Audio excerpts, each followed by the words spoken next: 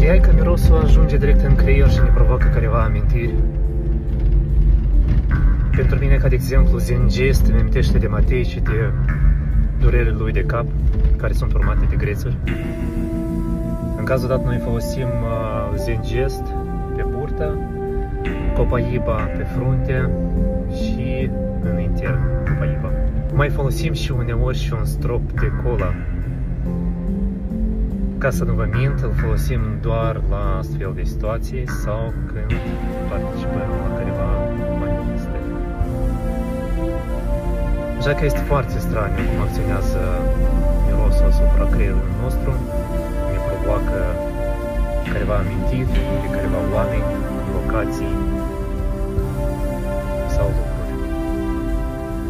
Ai și tu un miros care îți provoacă amintiri de cineva sau de ceva?